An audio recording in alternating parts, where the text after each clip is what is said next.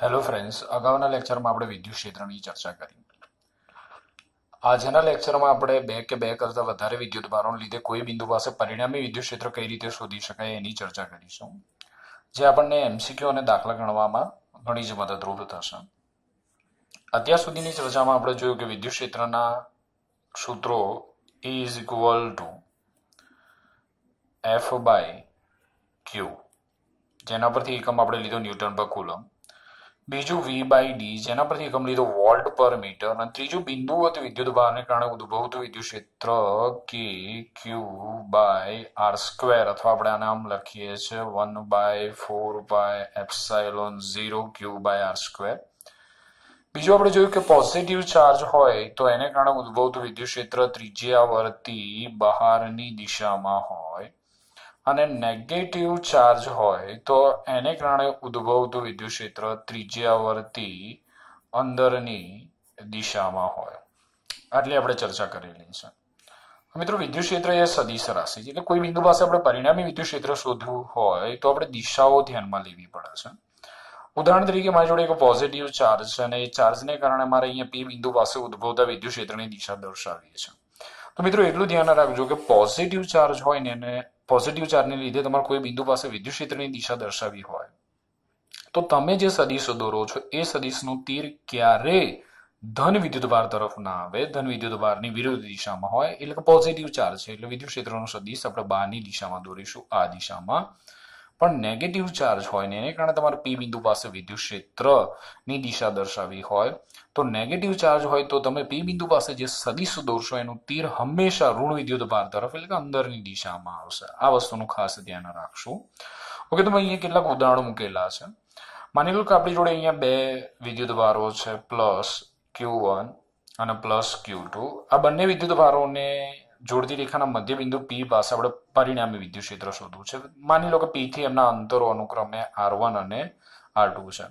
તો પરિણામી વિદ્યુત ક્ષેત્ર શોધવું હોય તો સૌથી પહેલા બંને વિદ્યુતભારોને લીધે આપણે P પાસે ઉદ્ભવતા વિદ્યુત ક્ષેત્રની દિશા દર્શાવવી પડશે. તો +Q ને કારણે P પાસે ઉદ્ભવતું વિદ્યુત ક્ષેત્ર મેં હમણાં તમને સમજાવ્યું, બહારની તરફ અહીંયા તીર હશે એટલે સદિશ E1. ઓકે, +Q2 ને કારણે P પાસે ઉદ્ભવતું વિદ્યુત ક્ષેત્ર તો પોઝિટિવ ચાર્જ છે એટલે તીર બહારની તરફ જ હોવું જોઈએ, એટલે આપણને દિશા ડાબી દિશામાં મળશે, અહીંયા E2 થશે. તો P પાસે પરિણામી વિદ્યુત ક્ષેત્રનું સૂત્ર લખવું હોય તો મોડ ઓફ સદિશ EP ઇઝ ઇક્વલ ટુ શું લખી શકીએ? તો P પાસે ઉદ્ભવતા બંને વિદ્યુતભારને કારણે P પાસે ઉદ્ભવતા વિદ્યુત ક્ષેત્ર તમે જોઈ શકો છો પરસ્પર વિરુદ્ધ દિશામાં છે, માટે આપણે અહીંયા મોડ ઓફ સદિશ E1 વિરુદ્ધ દિશામાં જેનું બાદબાકી લઉં છું, મોડ ઓફ E2 થશે. હવે E1 એટલે Q1 ને કારણે ઉદ્ભવતું વિદ્યુત ક્ષેત્ર, તો Q1 થી R1 અંતર આવેલા P બિંદુ પાસે ઉદ્ભવતા વિદ્યુત ક્ષેત્રનું સૂત્ર શું લખાશે? કે Q1 by R1 square minus Q2 ને કારણે R2 અંતર આવેલા P બિંદુ પાસે ઉદ્ભવતું વિદ્યુત ક્ષેત્ર કે Q2 બાય R2 સ્ક્વેર થશે. માટે EP ઇઝ ઇક્વલ ટુ આપણે લખી શકીએ કે Q1 by R1 square minus Q2 by R2 square. તો અહીંયા તમે અલગ અલગ પ્રકારના મન ફાવે એ તમે વિદ્યુતભારો લઈને આ પ્રકારના MCQ ની ગણતરી કરી શકો છો. ઉદાહરણ તરીકે હું તમને કહું કે ચલો Q1 તમે 2 કુલમ લઈ લો, Q2 3 કુલમ લઈ લો, અંતર R1 is equal two R2 is equal two 10 centimetre લઈ લો, અને આ બધી કિંમતો મૂકીને P બિંદુ પાસે પરિણામી વિદ્યુત ક્ષેત્ર કેટલું મળે છે એની ગણતરી કરીને જો. એ જ રીતે તમે Q1 2 ની જગ્યાએ 3 4 5, Q2 4 5 6 લઈને પણ ગણતરી કરી શકો. તો અહીંયા આપણે જોયું કે સજાતીય વિદ્યુતભાર હોય તો આ બંને વિદ્યુતભારોને જોડતી રેખાના મધ્ય બિંદુ પાસે વિદ્યુત ક્ષેત્ર પરસ્પર વિરુદ્ધ દિશામાં હોય છે. તો વિજાતીય વિદ્યુતભાર હોય તો કેવી પરિસ્થિતિનું નિર્માણ થાય એ આપણે જોઈએ. તો એક આપણે +Q1 લઈ લઈએ, -Q2 લઈએ, P બિંદુથી એમના અંતરો આપણે લઈ લઈએ R1 R2. ઓકે, Q1 ને કારણે P પાસે ઉદ્ભવતા વિદ્યુત ક્ષેત્રની દિશા જમણી તરફ થશે, જેને આપણે સદિશ E1 કહી દઈએ. નેગેટિવ ચાર્જ છે તો મેં હમણાં તમને કીધું કે નેગેટિવ ચાર્જ હોય તો તીર ઋણ વિદ્યુતભારની દિશામાં હોય, એટલે -Q2 ને કારણે P પાસે ઉદ્ભવતા વિદ્યુત ક્ષેત્રની દિશા પણ જમણી તરફ થશે, જેને આપણે સદિશ E2 કહી દઈએ. તો P પાસે પરિણામી વિદ્યુત ક્ષેત્રનું સૂત્ર લખવું હોય તો મોડ ઓફ સદિશ EP is equal two mode of સદિશ E1, એક જ દિશામાં છે એટલે બંનેનો સરવાળો થશે મોડ ઓફ E2. તો અહીંયા આપણે જોઈ શકીએ છીએ કે E1 ને કારણે ઉદ્ભવતું વિદ્યુત ક્ષેત્ર KQ1 by R1 square plus Q2 ને કારણે માઇનસ Q2 ને કારણે તો અહીંયા આપણે લખીએ કે minus KQ2 by R2 square મોડમાંથી બહાર આવીશું એટલે મૂલ્ય આપણને પ્લસ જ મળવાનું છે KQ1 R1 સ્ક્વેર પ્લસ મોડમાંથી બહાર આવીએ છીએ મૂલ્ય ધન જ મળવાનું છે KQ2 by R2 square P બિંદુ પાસે પરિણામી વિદ્યુત ક્ષેત્ર. ચલો આનું પણ એક ઉદાહરણ તમને આપી દઉં. માની લો કે તમારી જોડે Q1 is equal two 3 coulomb છે અને Q2 is equal to -2 coulomb છે અને R1 is equal two R2 is equal two 5 centimetre છે. તો P બિંદુ પાસે પરિણામી વિદ્યુત ક્ષેત્ર કેટલું થશે? દોસ્તો અહીંયા એક વસ્તુ ખાસ ધ્યાન રાખજો કે તમે પરિણામી વિદ્યુત ક્ષેત્ર શોધતી વખતે અહીંયા તમે દિશાઓ દર્શાવેલી છે એટલે દિશાઓનો ઉલ્લેખ કરેલો છે એટલે જ્યારે તમે કિંમતો મૂકો છો સૂત્રની અંદર ત્યારે તમારે પોઝિટિવ વેલ્યુ જ મૂકવાની છે નેગેટિવ વેલ્યુ નહીં એટલે Q1 તમારે +3 લેવાના છે અને Q2 નોટ -2 +2 લેવાના છે. ખાસ ધ્યાન રાખજો કારણ કે તમે વિદ્યુત ક્ષેત્ર પરિણામી વિદ્યુત ક્ષેત્ર શોધવા માટે દિશાઓ દર્શાવી દીધી છે એટલે આપણે અહીંયા ભૂલથી પણ -2 નહીં મૂકીએ નહીં તો પાછી બાદબાકી થઈ જશે જવાબ આપણો ખોટો આવશે. તો જવાબ શું આવે છે ચેક કરો. એ જ પ્રમાણે વિદ્યુત ભારનું મૂલ્ય બદલી અંતર બદલી તમે પ્રેક્ટિસ કરી શકો છો. હવે આ તો સજાતીય અને વિજાતીય વિદ્યુત ભારોને લીધે બંને વિદ્યુત ભારોને જોડતી રેખાના મધ્ય બિંદુ પાસે ઉદ્ભવતા પરિણામી વિદ્યુત ક્ષેત્રની વાત કરી. તો હું તમને પ્રેક્ટિસ માટે એક આ પણ આપી શકું છું. તમે જાતે પ્રેક્ટિસ કરીને વિચારજો કે અહીંયા આપણે ચલો +Q1 લઈ લઈએ, અહીંયા +Q2 લઈ લઈએ અને અહીંયા બહાર બંને વિદ્યુત ભારોની બહાર P બિંદુ પાસે પરિણામી વિદ્યુત ક્ષેત્ર કેટલું થાય એ આપણે શોધવું હોય તો કઈ રીતે શોધીએ? હું તમને આ ડિસ્ટન્સ આપી દઉં છું R1 અને આ ડિસ્ટન્સ આપી દઉં R2. તમારે અહીંયા પરિણામી વિદ્યુત ક્ષેત્ર શું થાય એની ગણતરી કરવાની છે અથવા જોવાનું છે કે સૂત્ર કેવું મળે છે. એ જ રીતે +Q1 અને -Q2 ને કારણે અહીંયા P બિંદુ પાસે ઉદ્ભવતું વિદ્યુત ક્ષેત્ર શું મળે છે એટલે સરવાળો મળે છે કે બાદબાકી મળે છે, એક જ દિશામાં મળે છે કે વિરુદ્ધ દિશામાં મળે છે એ ચેક કરવાની છે. અંતર તમે આ જ પ્રમાણે લઈ લો Q1 થી P બિંદુનું અંતર R1 ને અંતર લઈ લો R2 અને ચેક કરો કે P બિંદુ પાસે બંને વિદ્યુત ભારને કારણે વિદ્યુત ક્ષેત્રની દિશા એક જ મળે છે કે વિરુદ્ધ મળે છે. એ જ રીતે આ બંને વિજાતીય વિદ્યુત ભારોને કારણે P બિંદુ પાસે ઉદ્ભવતા વિદ્યુત ક્ષેત્રની દિશા એક જ મળે છે કે અલગ અલગ મળે છે. એટલે ઇન શોર્ટ આ બંને સરખામણી કરીને જોજો કે આ મુજબ જ દિશાઓ મળે છે કે અલગ પ્રકારની દિશાઓ મળે છે. ઓકે દોસ્તો, થોડાક આગળના ઉદાહરણ તરફ જઈએ આપણે. માની લો કે આપણી જોડે સમબાજુ ત્રિકોણ છે એના 3 શિરોબિંદુઓ ABC માં A પર મેં +Q ચાર્જ લઈ લીધો છે, B પર મેં +Q ચાર્જ લઈ લીધો છે અને ત્રણેય બાજુઓના અંતર સમાન છે. અને આ ત્રણેય વિદ્યુત A અને B પર મૂકેલા વિદ્યુત ભારોને લીધે આપણે C બિંદુ પાસે પરિણામી વિદ્યુત ક્ષેત્ર શોધવું. તો પરિણામી વિદ્યુત ક્ષેત્ર શોધવા માટે પહેલા આપણે દિશા દર્શાવવી પડશે. તો આપણે દિશા દર્શાવીએ તો +Q ને કારણે ઉદ્ભવતું વિદ્યુત ક્ષેત્ર તો બહારની દિશામાં થશે એટલે કે આ દિશામાં. ઓકે, જેને આપણે કહી દઈએ E સદિશ.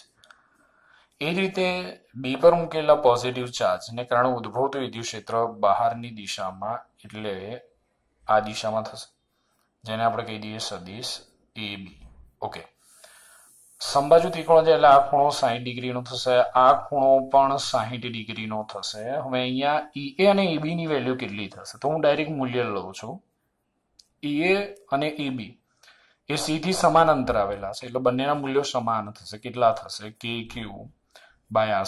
બંને વિદ્યુત ભારોના મૂલ્યો સમાન છે, અંતર સમાન છે.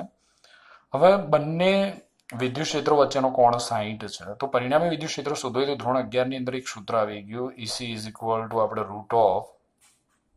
√EA² plus EB² plus 2EAEB cos theta અને એનું સાદુરૂપ આપીએ એટલે કે આપણે EA અને EB is equal two E લઈએ અને સાદુરૂપ આપીએ તો પરિણામી વિદ્યુત ક્ષેત્રનું સૂત્ર કંઈક આપણને આવું મળતું 2E cos થીટા બાય 2. તો અહીંયા થીટા કેટલો છે? 60 ડિગ્રી છે તો 2E cos 60 ડિગ્રી બાય 2 એટલે 2E cos 30 degree. Okay, cos 30 ની વેલ્યુ શું છે? √3/2. 2 કટ થઈ જશે એટલે C બિંદુ પાસે પરિણામી વિદ્યુત ક્ષેત્ર આપણને મળશે √3E. ઓકે 60 ડિગ્રીનો કોણ હતો માટે આપણને પરિણામી વિદ્યુત ક્ષેત્ર મળ્યું √3e. તો ધોરણ 11 ની અંદર મેં તમને આ કેટલાક મૂલ્યો યાદ રાખવાની કીધા કે ભાઈ 60 ડિગ્રીનો કોણ હોય તો આન્સર આટલો મળે, 90 ડિગ્રીનો કોણ હોય તો આન્સર કેટલો મળે, 120 ડિગ્રીનો કોણ હોય તો આન્સર કેટલો મળે. ઓકે, બીજું આપણે વિજાતીય પ્રકારના વિદ્યુત ભારો માટે જોઈએ. ચલો એ પર આપણે પ્લસ ક્યુ લઈ લઈએ, બી પર માઇનસ ક્યુ લઈ લઈએ અને સી બિંદુ પાસે પરિણામી વિદ્યુત ક્ષેત્ર. જોજો દોસ્તો હવે અહીંયા શું થાય છે, તો પ્લસ ક્યુ ને કારણે સી પાસે ઉદ્ભવતા વિદ્યુત ક્ષેત્રની દિશા તો બહારની તરફ એટલે આ તરફ આપણને મળશે, જેને આપણે કહી દઈએ સદિશ ઈ એ. પણ અહીંયા નેગેટિવ ચાર્જ છે અને નેગેટિવ ચાર્જ છે, પરિણામે વિદ્યુત ક્ષેત્રની દિશા આ તરફ થશે, અંદરની તરફ થશે, જેને આપણે કહી દઈએ ઈ બી સદિશ.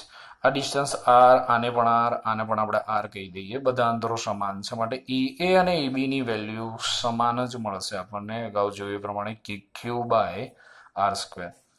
હવે પરિણામી વિદ્યુત ક્ષેત્ર શોધવું હોય તો આપણે આ બંને વચ્ચેનો કોણ શોધવો પડે. તો આ જે કોણ છે 60 થશે, માટે જે બહિષ્કોણ થયો ત્રિકોણનો એ 120 ડિગ્રી થશે. એટલે ઈ અને એબી વચ્ચેનો કોણ 120 ડિગ્રી થશે. પણ માટે સી પાસે ઉદ્ભવતું પરિણામી વિદ્યુત ક્ષેત્ર 2e cos થીટા બાય 2 એટલે 2e cos 120 by 2 2e cos 60 degree. તો 2e cos 60 1/2 2 કટ એટલે EC ઇઝ ઇક્વલ ટુ આપણે E બરાબર લખી શકીએ કે ક્યુ બાય આર સ્ક્વેર આપણને આન્સર મળશે. ઓકે દોસ્તો જોઈ લો, અહીંયા સૌથી પહેલા આપણે બે સજાતીય વિદ્યુત ભારોને લીધે પી પાસે પરિણામી વિદ્યુત ક્ષેત્ર, ત્યારબાદ વિજાતીય વિદ્યુત ભારોને લીધે પી પાસે પરિણામી વિદ્યુત ક્ષેત્ર, પછી સી બિંદુ પાસે આપણે પરિણામી વિદ્યુત ક્ષેત્ર કઈ રીતે શોધાય એની વાત કરી. બીજા કેટલાક ઉદાહરણ લઈએ, જેની અંદર આપણે ચોરસ લઈએ. ચોરસના 4 શિરોબિંદુઓ એબીસીડી પર મેં અનુક્રમે પ્લસ ક્યુ પ્લસ ક્યુ પ્લસ ક્યુ પ્લસ ક્યુ વિદ્યુત ભાર મૂકેલા છે. અને ચારેય વિદ્યુત ભારોને કારણે મારે ચોરસના કેન્દ્ર ઓ પર ઉદ્ભવતું પરિણામી વિદ્યુત ક્ષેત્ર શોધવું છે. માની લો કે આ અંતર આર, ચોરસની ચારેય બાજુઓની લંબાઈ એક સમાન છે આર આર, એટલે આ ચોરસના વિકર્ણની લંબાઈ કેટલી થશે √2r. પણ એટલું આપણે ડીપમાં નથી જતા, આપણે ખાલી દિશાઓ અહીંયા સમજવાની છે કે કઈ દિશામાં થાય વિદ્યુત ક્ષેત્ર. તો એ પર પ્લસ ક્યુ વિદ્યુત ભાર, એને કારણે ઓ પાસે ઉદ્ભવતું વિદ્યુત ક્ષેત્ર. તો ઓ પાસેથી જ તમારે સદિશ દોરવાની શરૂઆત કરવાની છે અને તીર બહારની તરફ આવશે, જેને આપણે કહી દઈએ ઈ એ કહી દઈએ. ધારો કે ડિસ્ટન્સ હું તમને એ આપી દઉં છું, આ જે ડિસ્ટન્સ છે એને આપણે એ આપી દઈએ છે. ઓકે, બી પર જે વિદ્યુત ભાર છે એને કારણે ઓ પાસે ઉદ્ભવતું વિદ્યુત ક્ષેત્ર, તો સદિશ દોરવાની શરૂઆત ઓ માંથી જ કરવાની, કારણ કે ઓ પાસે પરિણામે વિદ્યુત ક્ષેત્ર શોધવાનું છે, દિશા બહારની તરફ, જેને આપણે કહી દઈએ ઈ બી સદિશ. એ જ રીતે સી પર જે પ્લસ ક્યુ વિદ્યુત ભાર છે એને કારણે ઉદ્ભવતું વિદ્યુત ક્ષેત્ર, સદિશ દોરવાની શરૂઆત ઓ માંથી જ કરીશું, દિશા બહારની તરફ, જેને આપણે કહી દઈએ સદિશ EC. અને ડી પર જે પ્લસ ક્યુ વિદ્યુત ભાર છે એને કારણે ઓ પાસે ઉદ્ભવતું વિદ્યુત ક્ષેત્ર, સદિશ દોરવાની શરૂઆત ઓ માંથી જ કરીશું, દિશા બહારની તરફ. અહીંયા તમે જોઈ શકો કે બધા જ વિદ્યુત ભારો ચોરસના કેન્દ્રથી સમાન અંતર આવેલા છે, માટે બધા વિદ્યુત ભારોને કારણે ઓ પાસે ઉદ્ભવતું વિદ્યુત ક્ષેત્ર સમાન મૂલ્યનું હશે. અને એનું મૂલ્ય કેટલું થશે તો કે ક્યુ, અંતર કેટલું એ અંતર એ સમાન છે, એટલે કે ક્યુ બાય એ સ્ક્વેર. હવે તમે જુઓ અહીંયા ઈ એ અને EC નું પરિણામી વિદ્યુત ક્ષેત્ર આપણે લઈએ તો ઈ એ અને EC નું પરિણામી વિદ્યુત ક્ષેત્ર શું થાય, તો હું એને E1 કહી દઉં. બંને કેવી દિશામાં છે, વિરુદ્ધ દિશા, માટે ઈ એ માઇનસ EC બાદબાકી થશે. બંનેના મૂલ્યો કેવા છે, સમાન છે, કે Q by A square minus કે ક્યુ બાય એ સ્ક્વેર, એટલે આન્સર મળશે 0. એ રીતે આ બે લઈએ EB અને ED.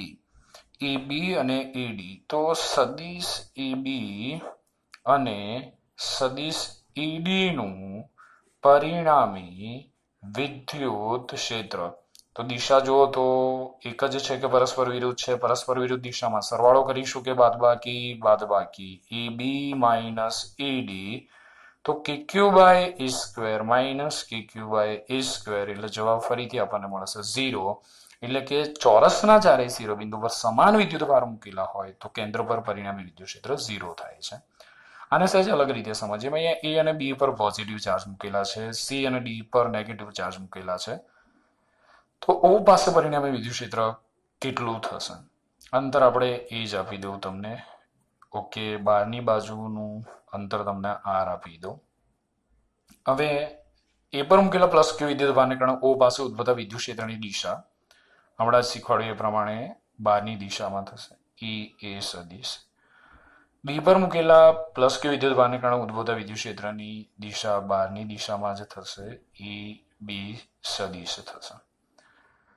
હવે સી પર જે નેગેટિવ ચાર્જ છે એને કારણે ઉદ્ભવતું વિદ્યુત ક્ષેત્ર, ઓ પાસે ઉદ્ભવતું વિદ્યુત ક્ષેત્ર, તો સદિશ દોરવાની શરૂઆત ઓ માંથી કરવાની, પણ એની દિશા તમને મળશે માઇનસ ક્યુ ની જ દિશામાં, એટલે માઇનસ ક્યુ તરફ, જેને આપણે કહી દઈએ ઈસી કહી દઈએ. એ જ રીતે ડી પર જે નેગેટિવ ચાર્જ છે એને કારણે ઓ પાસે ઉદ્ભવતું વિદ્યુત ક્ષેત્ર, નેગેટિવ ચાર્જ છે તો ક્ષેત્ર સદિશ અંદરની દિશામાં હોય એટલે આપણને આ દિશામાં મળશે, ઈ ડી મળશે. હવે ચારેય વિદ્યુતભારો કેન્દ્રથી સમાન અંતરે આવેલા છે, માટે ચારેય વિદ્યુતભારને કારણે ઓ પાસે ઉદ્ભવતા વિદ્યુત ક્ષેત્રનું મૂલ્ય કહું છું, E A is equal to E B is equal to E C is equal to E D is equal to K Q by A square મૂલ્ય કહું છું. નેગેટિવ ચાર્જ હોય પણ છતાં મૂલ્ય આપણે કે ક્યુ બાય એ સ્ક્વેર લખી શકીએ છીએ. મૂલ્ય એટલે પોઝિટિવ જ મળશે, નેગેટિવ મળશે નહીં. નેગેટિવ ચાર્જ હોય તો પણ મૂલ્ય આપણને ધન જ મળશે. ઓકે, હવે અહીંયા તમે જોઈ શકો છો કે ઈ અને ઈસી નું પરિણામી વિદ્યુત ક્ષેત્ર શું થાય, તો ઈ એ અને ઈસી નું પરિણામી વિદ્યુત ક્ષેત્ર તો બંને એક જ દિશામાં છે, એક જ દિશામાં છે, તો બંનેનો સરવાળો ઈ એ વત્તા ઈસી એટલે કે Q by A square plus K Q by A square એટલે આપણને મળશે 2 KQ બાય એ સ્ક્વેર. એ જ રીતે ઈ બી અને ઈ ડી સદિશ નું પરિણામી વિદ્યુત ક્ષેત્ર, આ બંને પણ એક જ દિશામાં છે, માટે પરિણામી વિદ્યુત ક્ષેત્ર સરવાળો કરવો પડશે, K Q by A square plus K Q by A square is equal to 2 KQ by A square થશે. હવે આ બંનેનું પરિણામી વિદ્યુત ક્ષેત્ર આપણે કીધું સદિશ E1, આ બંનેનું પરિણામી વિદ્યુત ક્ષેત્ર આપણે કીધું E2.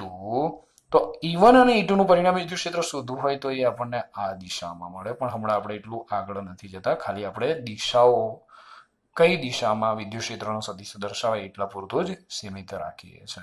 તો આજનો લેક્ચર ખાસ જોજો, કારણ કે આના પર જ આધારિત MCQ અને દાખલા આપણે ઉદાહરણ અને સ્વાધ્યાયની અંદર ગણવાના છે.